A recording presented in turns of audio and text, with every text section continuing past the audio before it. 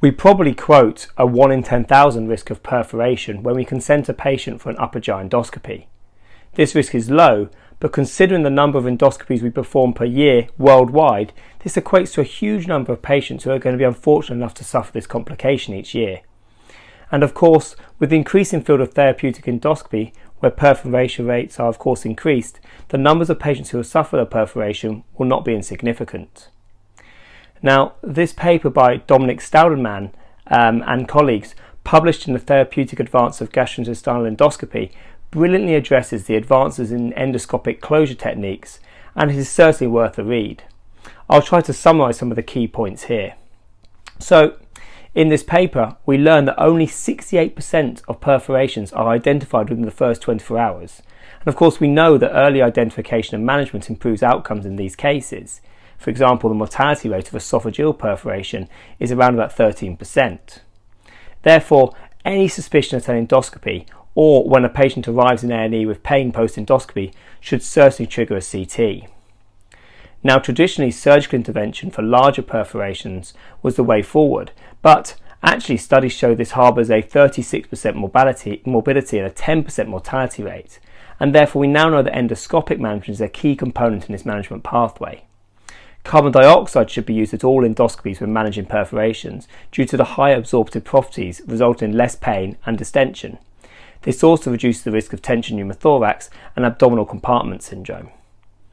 Intravenous broad-spectrum antibiotics are a must and should be guided by local expertise. Through-the-scope clips were traditionally used for smaller perforations of less than 1 centimetre, but with advances in these clips, including opening angles of up to 17 millimetres, and the ability to rotate the clips to allow us to get greater accuracy, perhaps they can be used for larger perforations as well, although this paper doesn't perhaps suggest that.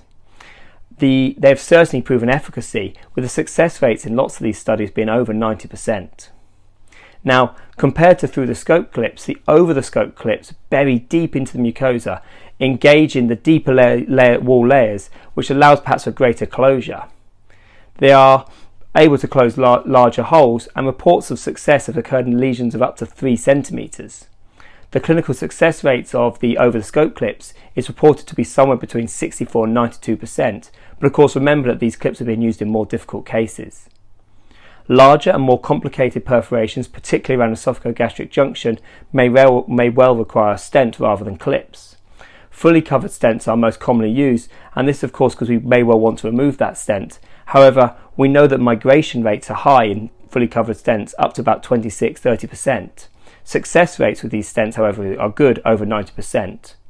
One wants to leave stents in place for about 4 to 6 weeks to allow healing, and certainly one wants to place a stent 2 centimetres longer than the perforation. Fluoroscopic scans should be done to confirm there's no leak after stent placement. Endoscopic suturing is of course a new kid on the block and requires expertise. There's limited data on its success in perforation, however, on the studies that exist, the success rates are high. The major downfall at the moment, of course, I say, is that expertise needed to use the device. Endoscopic vacuum assisted closure, in which a sponge with continuous high intensity vacuum delivered through an NG tube is placed in the cavity, certainly has success in patients who are refractory to surgical endoscopic closure. However, there is limited data at the moment. We'll certainly discuss all of these methods and more in our live show on Thursday the 12th of May with Rayhan Haydri. That's at 6 p.m. GMT, 7 p.m. Central European time. And what we know from this study is that we see that endoscopic management of perforation is certainly a key component in the management pathway. Join us on the 12th of May to discuss more.